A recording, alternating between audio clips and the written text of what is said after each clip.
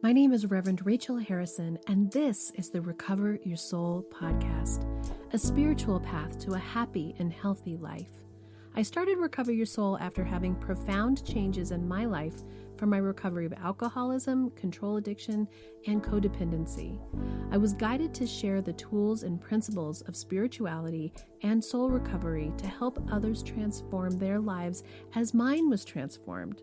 For us to overcome external circumstances, we must first turn the attention to ourselves, focusing on inner change.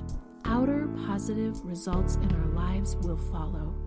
As a spiritual coach, I can support you on your path to make real changes that will bring you a life of peace, happiness, connection, and abundance. Visit the website recoveryoursoul.net to book coaching sessions, read the blog, listen to some of my original music, and subscribe to receive email updates. I think of Recover Your Soul as a community.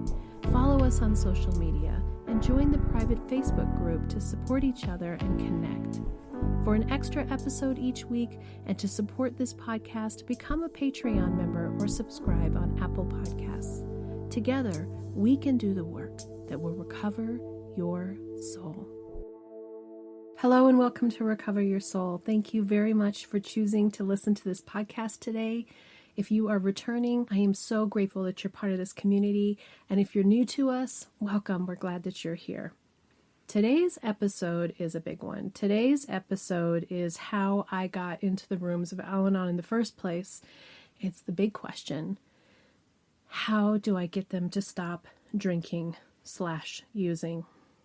How do I get them to stop having this behavior that is so painful to me, to them, to our family, to everyone who's around us? How do I make them stop? This is a great question. And if this is your first time ever listening to Recover Your Soul, you are going to learn through this that this is about soul recovery. This podcast, this community, my mission is to bring you a spiritual life that will bring you happiness and healthy mind. It will bring you peace.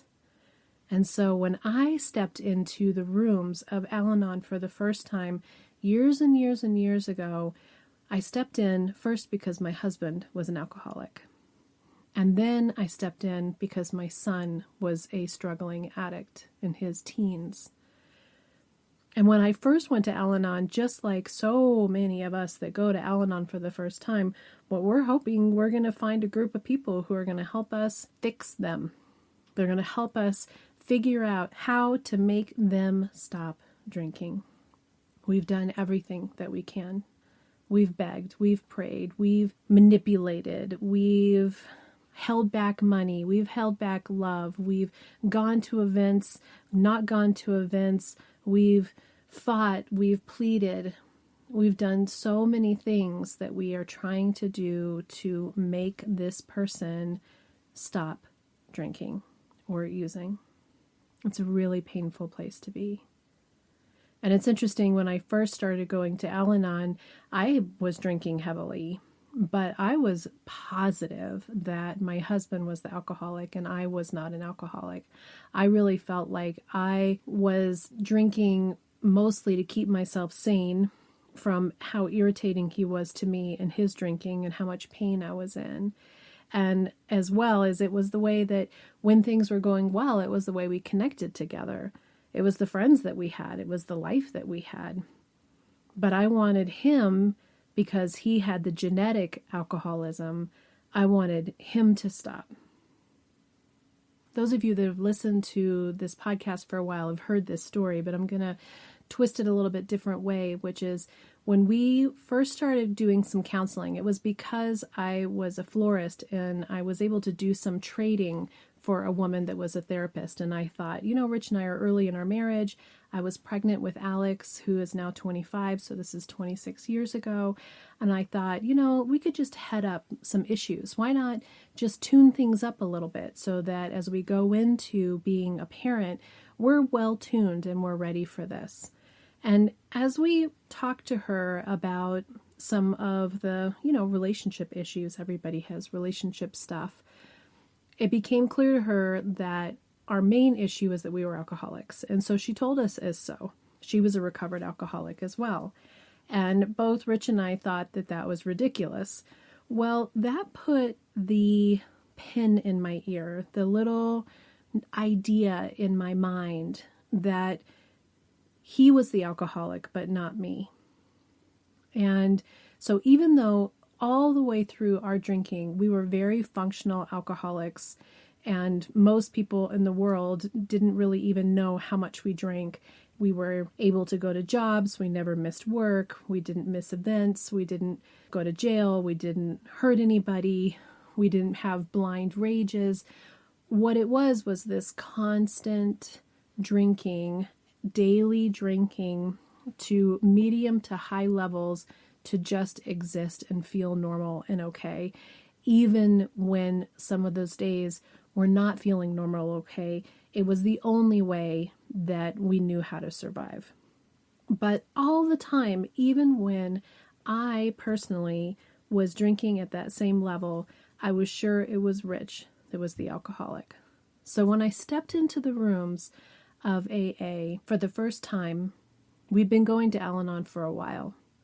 And when we stepped into AA for the first time, it was because Rich's mom had recently died. And in that death, there was an awareness that part of the reason why she had died was due to her alcoholism, and that it was a real wake-up call for us. Now, I had been in the rooms of Al-Anon prior to stepping to the rooms of AA. And again, when I stepped into the rooms of AA, I was stepping in because I really wanted to fix Rich. I really wanted to fix my husband. I didn't know yet that this was about turning to myself.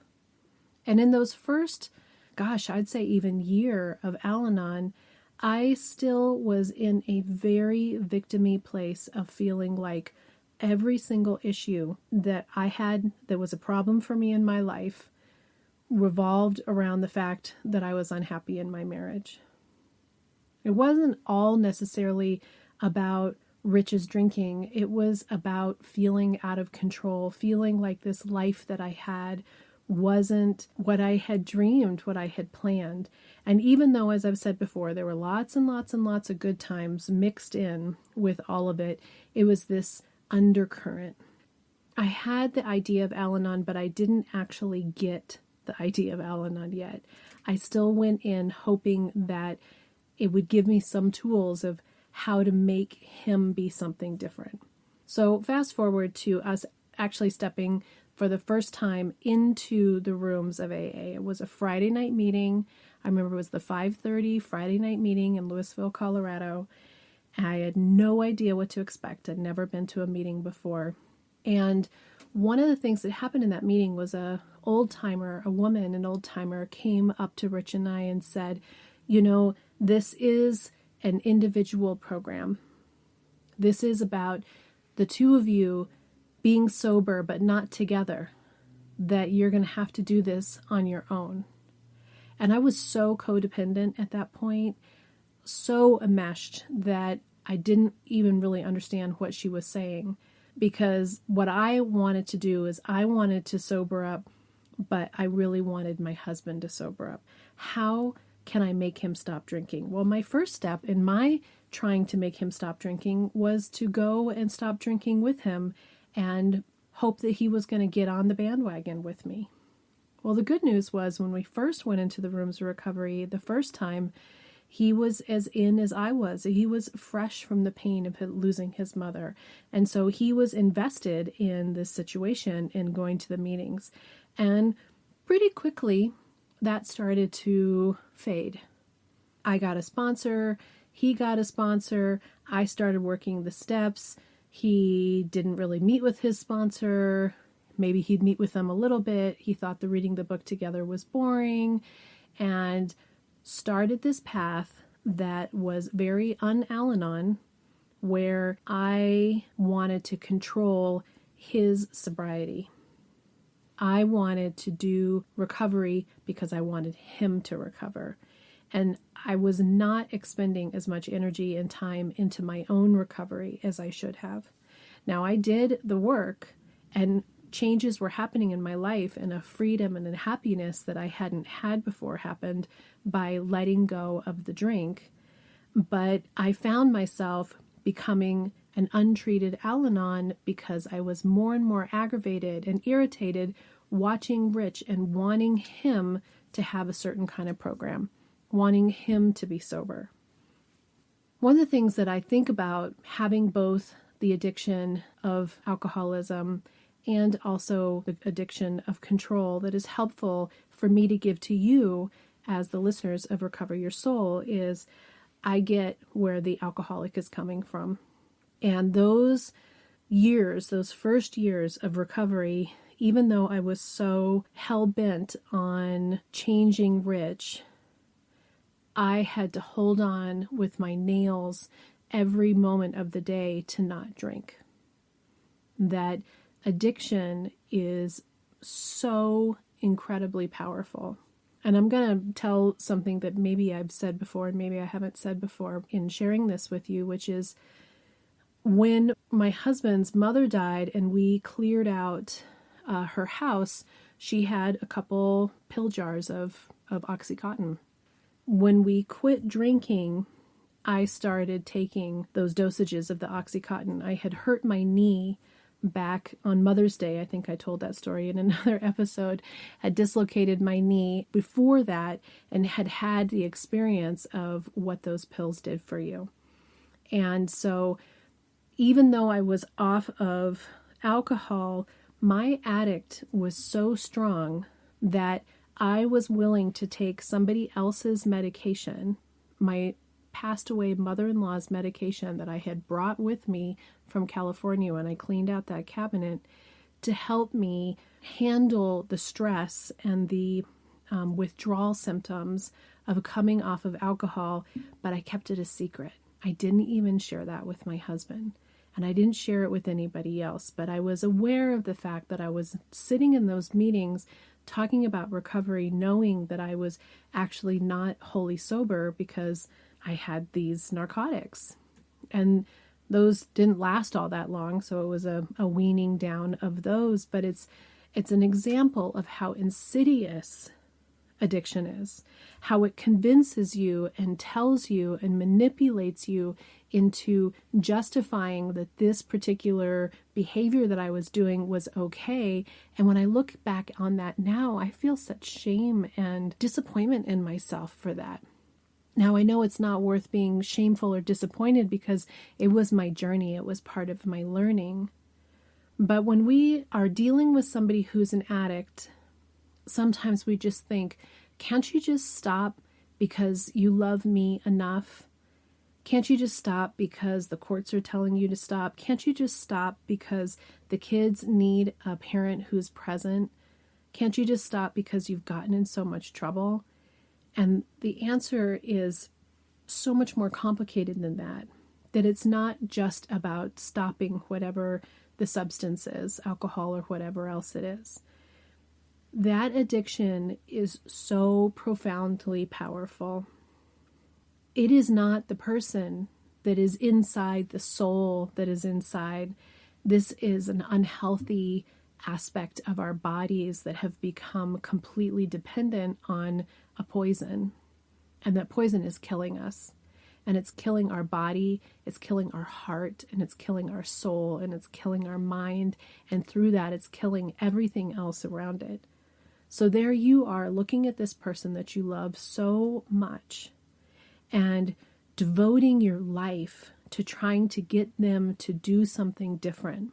And the answer, can you make somebody stop drinking or using, is we cannot make anyone do anything. We can't make anyone else choose to do recovery. That's a hard thing to really realize. When you love somebody so much and you're looking at a spouse or a child or a parent or a sibling or a best friend or a coworker, and you're seeing the pain and the struggle that they are going through, and you just want to make it be different, you'll do anything to try to fix them, help them, change them, make it be different for them. going back to Rich and I's first time of recovery, what ended up happening was I got really involved in the program and felt that relief, like I was saying. I felt the freedom when alcohol finally left my body and I started to feel again. I started to have memory again. I started to connect again. I wanted Rich to have that too. And he wasn't doing it. And we started fighting all over just as much as ever that we did about our older son, which again, if you have kids and you've listened to this podcast, you know that this was where we really struggled with each other, our parenting styles.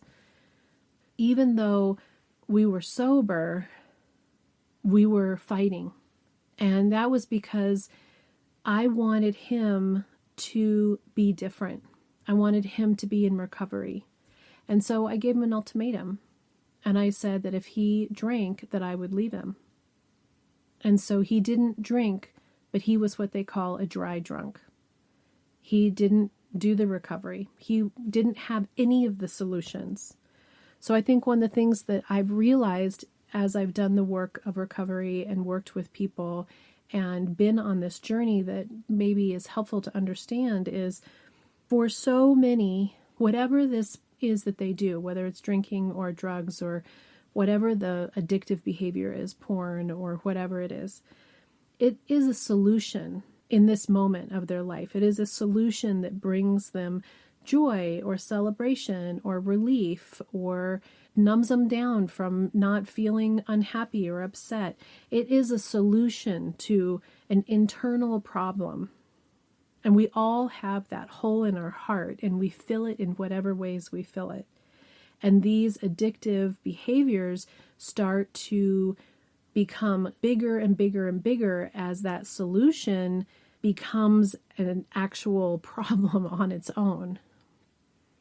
And so when we say, just stop doing that behavior, just stop drinking, just stop doing the drugs, just stop watching porn, just stop playing video games, whatever it is that is the true addiction. The phone addiction is terrible right now. It needs something else to be the solution. Otherwise, you're in the discomfort and the pain and the suffering that drove you to want to over the top do that in the first place.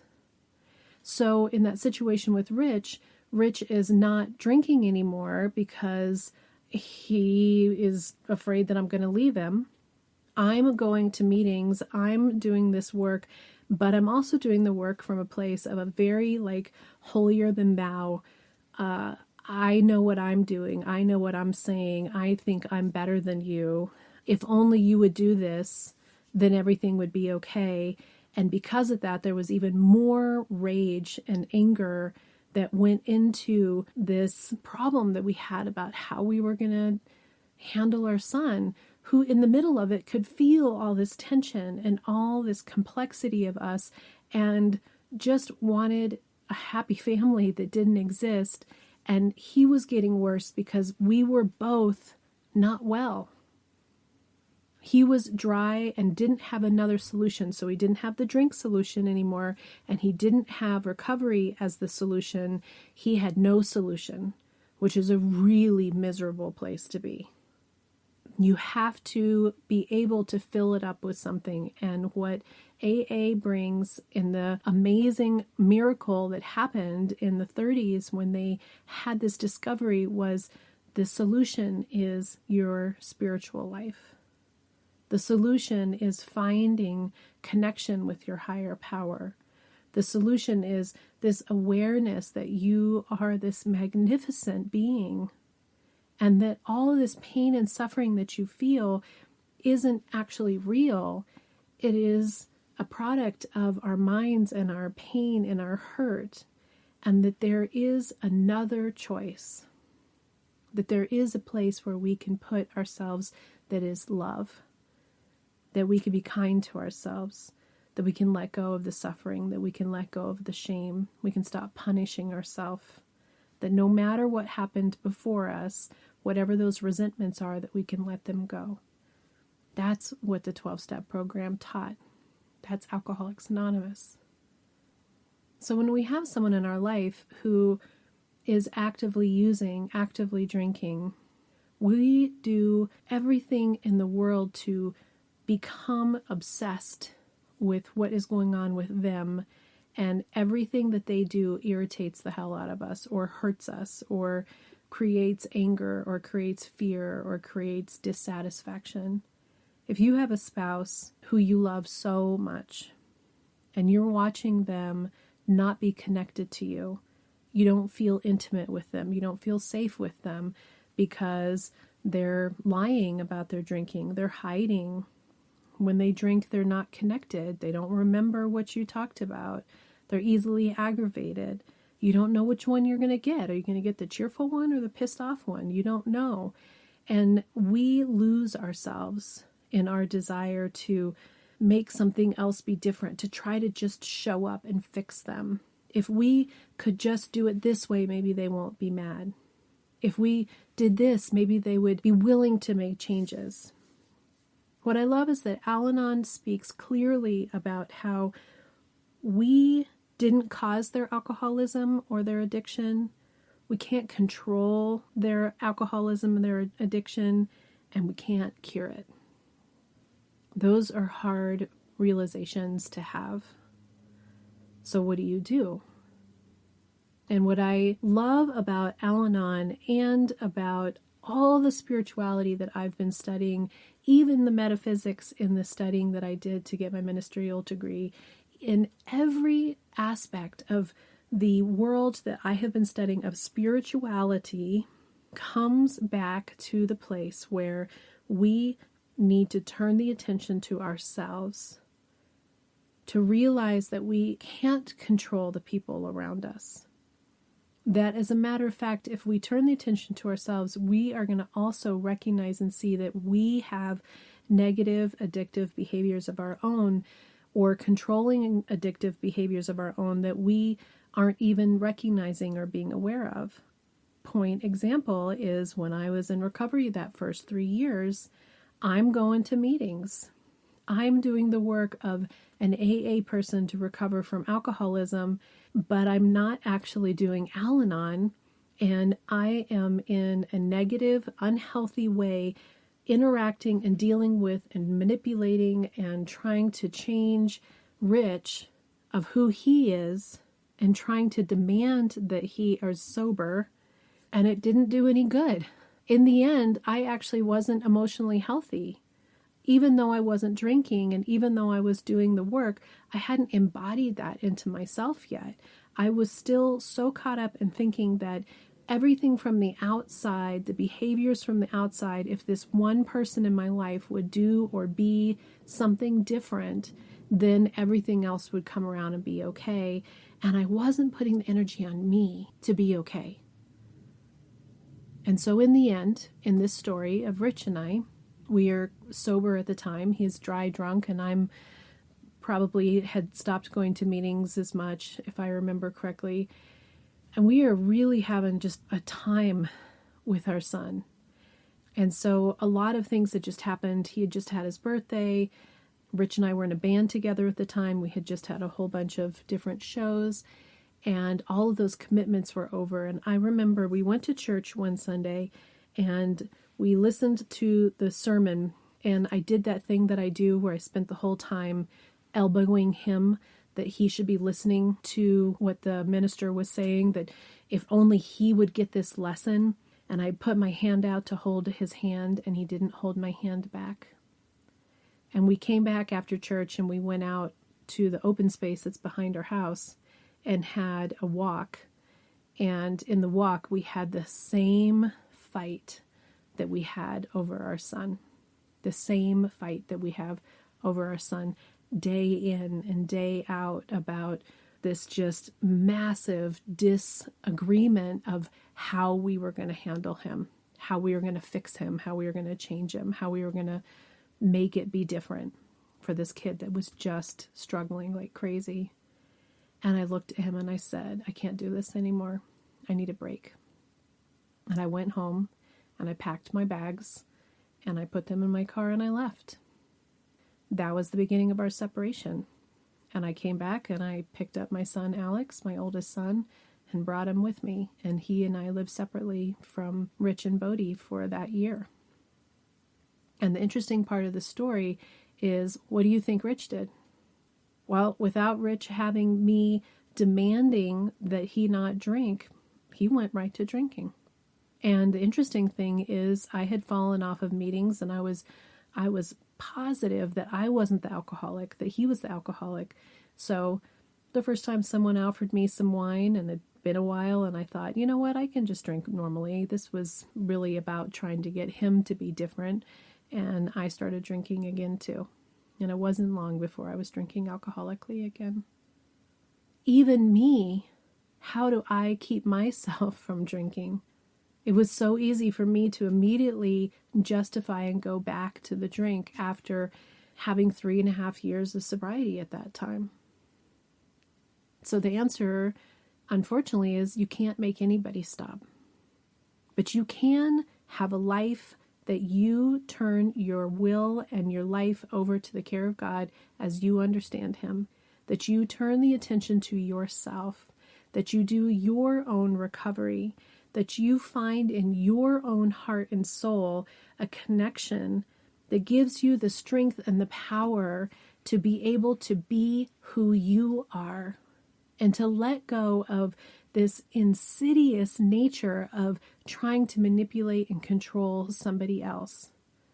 The truth is, when we do that, when we demand, if you drink, I'll leave, and he's not drinking, we're not actually allowing them to have the consequences or the life experience that is their own experience. We are disempowering them for their own life. And if you listen to the detachment episode that I did, which I highly recommend reading the detachments, it says that we don't keep a crisis from happening and we don't create a crisis. We can't have anything in our lives benefit us unless we have our own experience of them, and yet we expend so much time and energy trying to demand and fix and control and manipulate somebody else's experience so that they'll have the experience we think they need to have. When I went to that therapist with Rich when I was 24 years old and heard her say that we were alcoholics, what if I had done something right at that moment? What if that had just shocked the crap out of me and I had said, oh my goodness, I don't want to be an alcoholic. I'm going to do something about that, and had gone into recovery then. Well, that's not what happened. What happened is I spent the next 20 years in and out of trying to just drink on the weekends, or just drink wine, or just drink beer, or not drink vodka, or not do this, and I'm going to take Lent off, and I'm going to take this year off, and I did so much stuff to try to convince myself that I wasn't an alcoholic. It was me that ended up getting into a place of my own after that year of us being separated, drinking together again, hitting a wall, being fat, bloated, blacking out, not knowing what was going on because I couldn't remember anything, and being miserable in my marriage again. And when Rich came to us and said, I think we should stop drinking again, the truth was, I didn't think I deserved it. I didn't think that I could do it again. But something in me knew that I had to do it for me. So when I walked into the rooms for that second time, February 10th, 2018, it's making me really emotional because I'm remembering how dark it was at that time in my life, that I had almost given up. And I went back to that same meeting, that same 5:30 Friday evening meeting in Louisville. And the people that were there had their arms open and were grateful to have us back. But this time I did recovery for me. And this time I went into the rooms of Alanon, and I actually heard the lessons from Alanon that said, this isn't about them, this is about you. This is about changing yourself. This is about turning the attention to yourself and finding your own recovery. This is about finding your own happiness. And this time I heard it. I heard it from both places. I heard the call to be sober again, and I heard the call to be spiritually healthy and let go of control. It's hard to believe it's been over 4 years. It's been quite a journey. And if you've heard the episode where I talked about the fact that Rich drank last year, it turned out that he had been experimenting with it without telling me.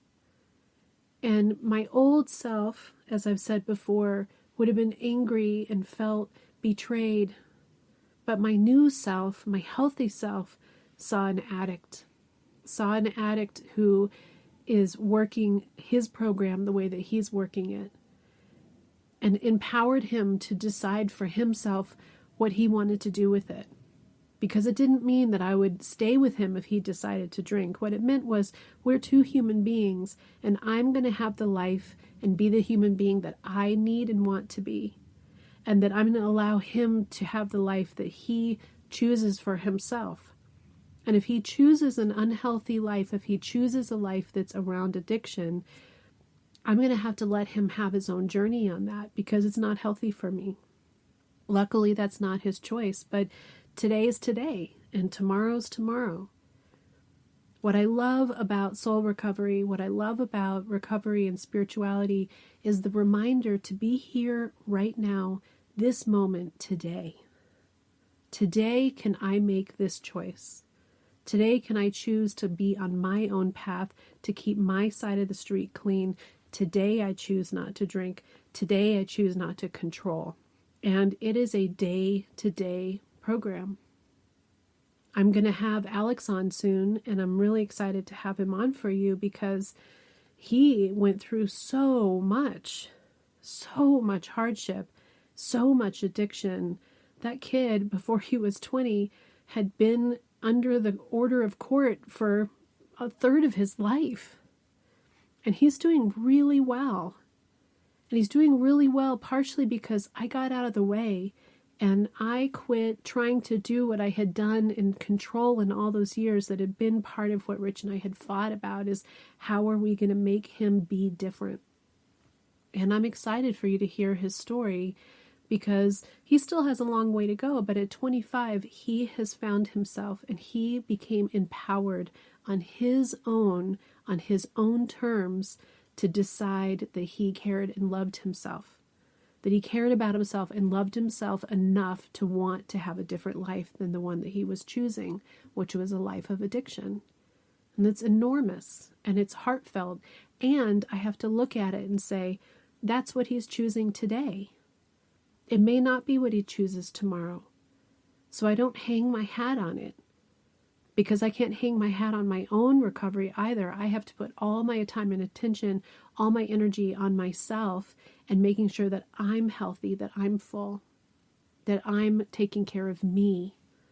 And when I do that, I am my best me that allows other people to be the best to them, that is an inspiration and a light and encouragement. That's when we turn the attention to ourselves. You know, I'm here for you. And I know many of you, thank you so much, are reaching out and doing soul recovery work with me one-on-one. And this is different than what you do with a sponsor in Al-Anon. It has some similarities. This is soul recovery. This is a program and a way of being that is a combination of so many different elements. And it's about really connecting with your higher, truest self and being able to let go of that need for the people around you to be who you think they need to be, for you to be okay. That you can be okay even in the midst of chaos, that you can be okay even when someone in your life that you love so much is not choosing to be healthy. And that's a painful choice for them. But their choice does not have to be how you live your life today. Their choice does not need to reflect the way that you are in your daily being. You can still be okay. As a matter of fact, that is what we're here for, is to be happy and peaceful and whole and connected to our higher power. So I invite you to go to the website and sign up for a coaching session with me. I'm here to support you on your unique journey, to help you on your soul recovery. This is big work. And the happiness that I have in my life and who I am today is so profoundly different than who I was when I walked back into those rooms over 4 years ago. But I can't make you do it either. Just like you can't make it happen for those people that you love in your life, I can't make it happen for you. You have to make the choice. And I'm here to help. Until next time, namaste. Are you wondering, how do I go deeper on my path to soul recovery? Or how do I support this great podcast? Well, here's how. Here's your call to action. If you're ready for real inner change and would like to work directly with me, visit the website and book a coaching session. I'm here to support you on your unique path. I'm here to help you let go of the past, to deepen your connection with your higher power, whatever that is for you, and to discover and then step forward into a happy and healthy life. You can also become part of our soul recovery community. One way is to join the support group. It's the first Monday of every month. It's by Zoom from 6 to 7 p.m. Mountain Time, and you can register on the website to get your Zoom link. Recover Your Souls on social media. Of course, there's Facebook, Instagram, TikTok, lots of ways to connect, and there's even a private Facebook group that would allow for more communication and conversation about soul recovery.